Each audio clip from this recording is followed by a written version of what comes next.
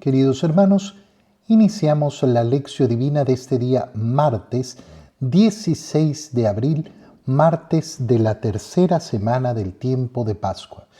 Por la señal de la Santa Cruz de nuestros enemigos, líbranos, Señor Dios nuestro, en el nombre del Padre, y del Hijo, y del Espíritu Santo. Amén. Señor mío y Dios mío, creo firmemente que estás aquí, que me ves, que me oyes. Te adoro con profunda reverencia. Te pido perdón de mis pecados y gracia para hacer con fruto este tiempo de lección divina. Madre mía Inmaculada, San José, mi Padre y Señor, Ángel de mi guarda, interceded por mí. En este día martes, al continuar con la lectura del libro de los Hechos de los Apóstoles, leemos el capítulo 7, versículo 51, hasta el capítulo 8, versículo 1. En aquellos días habló Esteban ante el Sanedrín diciendo: hombres de cabeza dura, cerrados de corazón y de oídos, ustedes resisten siempre al Espíritu Santo. Ustedes son iguales a sus padres. ¿A qué profeta no persiguieron sus padres? Ellos mataron a los que anunciaban la venida del justo, al que ahora ustedes han traicionado y dado muerte. Recibieron la ley por medio de los ángeles y no la han observado.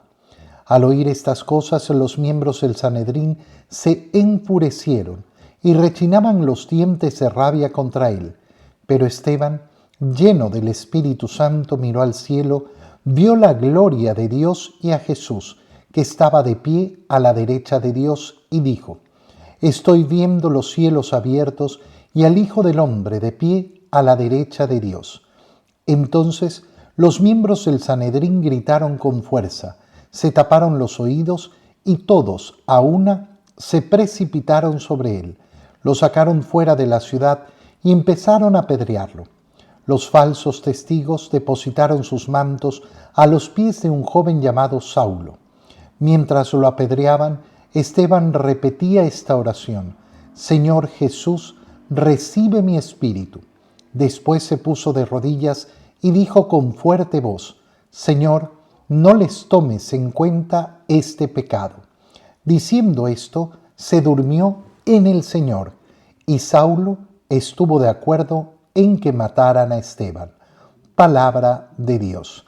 Continuamos con la lectura del libro de los Hechos de los Apóstoles, viendo lo sucedido con este Esteban, que es uno de aquellos 7 elegidos para ser ordenados diáconos, para ayudar sobre todo en las funciones administrativas, que se refiere a las funciones del servicio caritativo de los apóstoles, es decir, de la iglesia. Y Esteban ha sido llevado ante el Sanedrín. ¿Por qué? Porque además predicaba la palabra con gran sabiduría, lleno del Espíritu Santo, y realizaba prodigios y señales, signos milagrosos. Y entonces, ante el Sanedrín, ¿qué es lo que hace Esteban? Decirles con mucha fuerza, con mucho coraje, con mucha valentía: hombres de cabeza dura, cerrados de corazón y de oídos. Ya lo decíamos el día de ayer, efectivamente el Sanedrín, que es el mismo Sanedrín que ha acusado a Jesús y lo ha llevado ante Poncio Pilato, el mismo Sanedrín que ha apresado a Pedro y a Juan y después a los 12 apóstoles.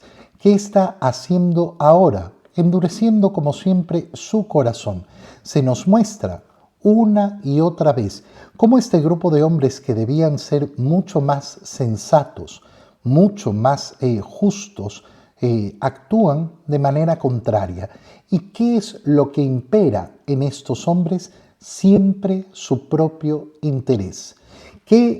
¿Cuál es el gran miedo que tienen y que esconden delante de otras justificaciones? El gran miedo que tienen es perder su posición de privilegio. Y ante esa posibilidad, por supuesto, cierran completamente el corazón y los oídos, se vuelven hombres de cabeza dura. Ustedes resisten siempre al Espíritu Santo. El Espíritu Santo actúa y actúa por todas partes, sí, por supuesto, es así, pero nunca en contra de la libertad del hombre. Esto es algo que a veces nos cuesta tanto entender. El Espíritu Santo no va a actuar jamás en contra de la voluntad. Y por eso es que muchos hombres, muchas mujeres en este mundo cierran su corazón al Espíritu Santo, resisten a esa acción del Espíritu Santo y no permiten al Espíritu Santo actuar. Qué importante es para cada uno de nosotros pensar en qué maneras pues estamos cerrando nosotros también esa acción del Espíritu Santo, como muchas veces nos podemos también volver hombres de cabeza dura, cerrados de corazón y de oídos, incapaces de escuchar no solo la voluntad de Dios, sino escuchar además la razón y la verdad. ¿A qué profeta no persiguieron sus padres? Ustedes actúan igual que ellos, les dice Esteban al Sanedrín, haciéndoles una referencia muy lógica, muy clara. Ustedes están haciendo lo mismo que sus padres. ¿Por qué no aprenden de la historia? Oye, ¿cuántas veces vemos que los hijos cometen los mismos errores que los padres? Exactamente los mismos. Y uno dice, ¿por qué? ¿Por qué no soy capaz de mirar hacia atrás, ver las decisiones que tomaron mis padres y decir, bueno, esta no es la vida que yo quiero, esto no es lo que deseo para mí, pero no se hace, sino que se sigue cometiendo lo mismo. Ahora, ¿qué han hecho? Ellos, sus padres, mataron a los que anunciaban la venida del justo y ustedes lo han traicionado y le han dado muerte. Recibieron la ley por medio de los ángeles, pero no la han observado. ¿Qué hacen los miembros del Sanedrín al escuchar estas palabras de Esteban? Se enfurecen y rechinan los dientes de rabia contra él. Es decir, no responden de ninguna manera, no responden con ningún argumento, sino que responden con la rabia. El que responde con rabia es siempre aquel que no tiene argumentos, aquel que no sabe discutir, aquel que no sabe interactuar verdaderamente con las demás personas. Esteban, ante esta rabia que recibe la gracia del Espíritu Santo y mira al cielo y lo ve abierto. Ve la gloria de Dios y a Jesús que estaba de pie a la derecha de Dios. Esta imagen de Jesús de pie a la derecha de Dios es importantísima. El Señor había dicho ante el Sanedrín, verán al Hijo de Dios parado a la derecha del Padre, parado a la derecha de Dios. Esta imagen nos muestra esa realidad de la resurrección de Jesús y su ascensión al cielo. Por eso es importantísimo esto de decir de pie o sentado a la derecha. Se utiliza estas dos imágenes. ¿Por qué de pie o por qué sentado? Porque se nos está diciendo que Jesús está en cuerpo al lado de Dios, siendo el mismo Dios, pero ha llevado ante la presencia de Dios aquello nuevo que ha asumido en la encarnación, es decir, su naturaleza humana, compuesta por un cuerpo y un alma, unida a la persona del Verbo, a la segunda persona de la Santísima Trinidad. Y entonces se nos muestra esta realidad. Estoy viendo los cielos abiertos. Y entonces empiezan a gritar con fuerza todos los miembros del Sanedrín y se precipitan sobre él. Lo sacaron fuera de la ciudad y empezaron a apedrearlo. Fíjate en un dato sumamente curioso. A Jesús no le hicieron esto. A Jesús no le hicieron esto porque decía el Sanedrín que no tenía la potestad de dar muerte a nadie.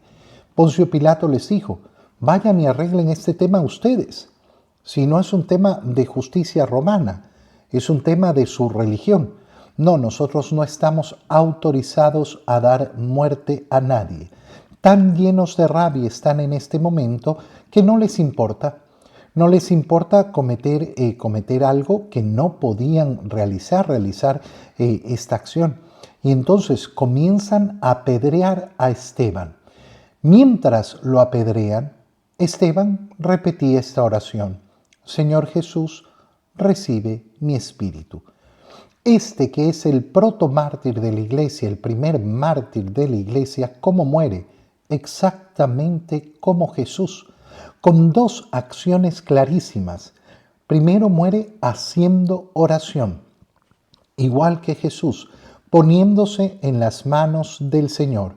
Y después se puso de rodillas y dijo con fuerte voz: Señor, no les tomes en cuenta este pecado.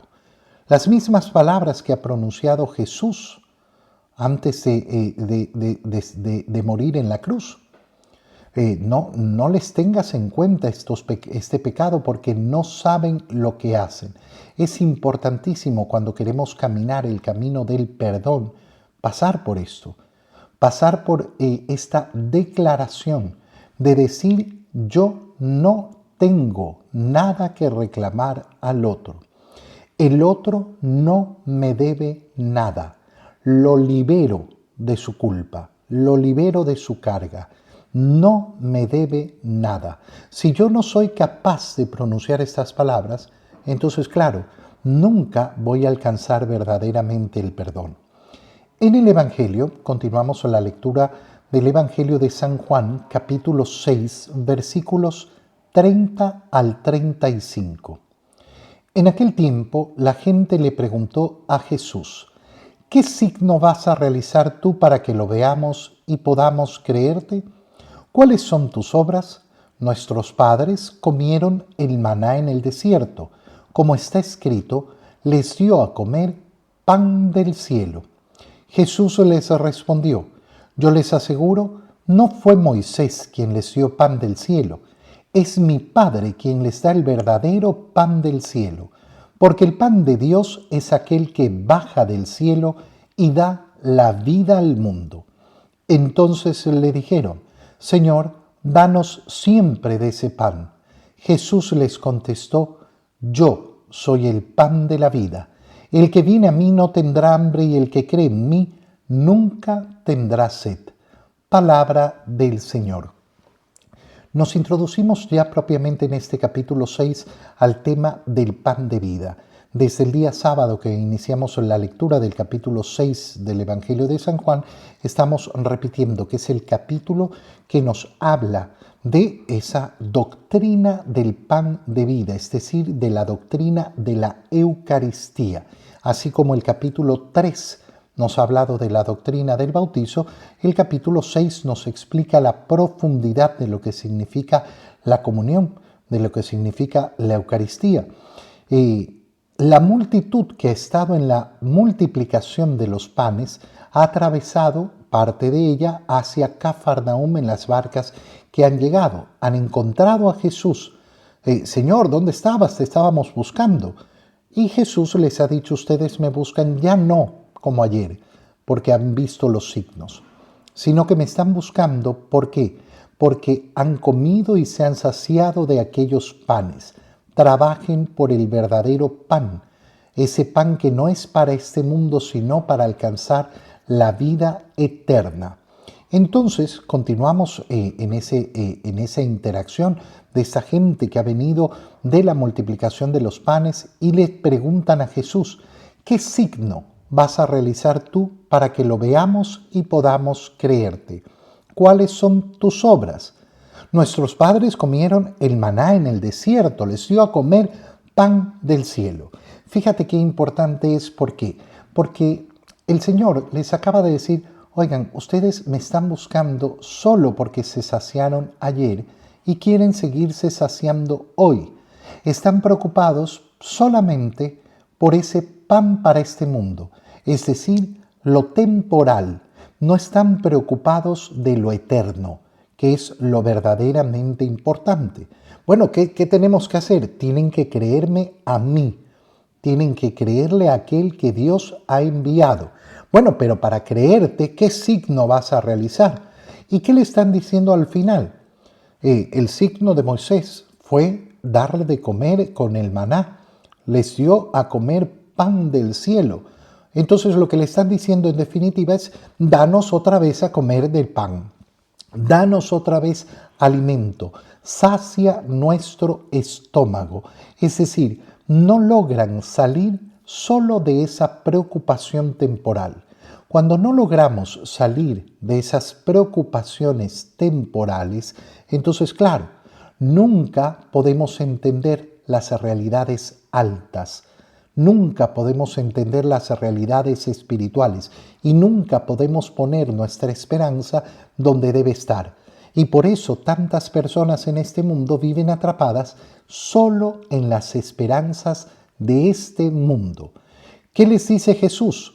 Yo les aseguro, no fue Moisés quien les dio pan del cielo, es mi Padre quien les da el verdadero pan del cielo. ¿Por qué? Porque ese pan es aquel que bajó del cielo y vino al mundo. Fíjate entonces lo que se nos está diciendo. ¿Por qué? Porque si Jesús está introduciendo el tema de la Eucaristía, ¿qué está diciendo? Que la Eucaristía, el verdadero pan, el verdadero alimento que da vida al mundo, es Él mismo, el que ha bajado del cielo. No va a ser entonces cualquier alimento, pero entonces comprendemos. Cuando hablamos de la Eucaristía, cuando hablamos de la comunión, ¿de qué estamos hablando? Estamos hablando de aquel pan que Dios da bajado del cielo. Cuando una persona no entiende la misa, cuando una persona dice, ay, es que me aburro en la misa, ay, es que yo quisiera que fuera más divertida, que hubiera más emoción, cuando una persona simplemente se aburre en la misa, es porque no ha abierto los ojos, es porque, como leíamos en la primera lectura, se tienen la cabeza dura y cerrados el corazón y los oídos. Para cumplir las obras de Dios tengo que creerle a Jesús. ¿Y qué es lo que me está diciendo Jesús? Que Él es el verdadero pan. Entonces le dijeron, Señor, danos siempre de ese pan. ¿Por qué? Porque queremos verdaderamente tener este pan bajado del cielo. Pero siguen pensando simplemente en un pan material que sacie no las necesidades espirituales, sino que sacie las necesidades del estómago. Jesús les contestó, yo soy el pan de vida. Fíjate qué importante es esto, ¿por qué? Porque cuando una persona niega la Eucaristía y dice, no, bueno, la Eucaristía es una representación. No, la Eucaristía no es una representación. La Eucaristía es Jesús. Yo soy el pan de vida. Y nunca en la última cena va a decir, yo me voy a representar a través de esto. No, esto es mi cuerpo. Por tanto, la Eucaristía no es otra cosa que el mismo Jesús. ¿Cómo puedo saber esto? No puedo saberlo. Puedo conocerlo porque me lo ha dicho el Señor. Puedo decidir creer en la palabra del Señor. Y si decido creer en la palabra del Señor, entonces lo voy a saber. El que viene a mí no tendrá hambre, y el que cree en mí nunca tendrá sed. Por eso es que no existe mejor medicina que la Eucaristía. Oye, cuando las personas se enfrentan a tantos problemas en la vida, pon cualquier tipo de problema, pero viven una vida sin Eucaristía. Bueno, eso es como tener la medicina a nuestro alcance, estar enfermos y no querer recibirla. Jesucristo nos ha dado todo, porque se ha entregado Él mismo para ser nuestra medicina. Te doy gracias, Dios mío, por los buenos propósitos, afectos e inspiraciones que me has comunicado en este tiempo de lección divina. Te pido ayuda para ponerlos por obra. Madre mía Inmaculada, San José, mi Padre y Señor, Ángel de mi guarda, interceded por mí. María, Madre de la Iglesia, ruega por nosotros. Queridos hermanos, que el Señor los bendiga, los cuide y los proteja. En el nombre del Padre, y del Hijo, y del Espíritu Santo. Amén. Un muy feliz día para todos.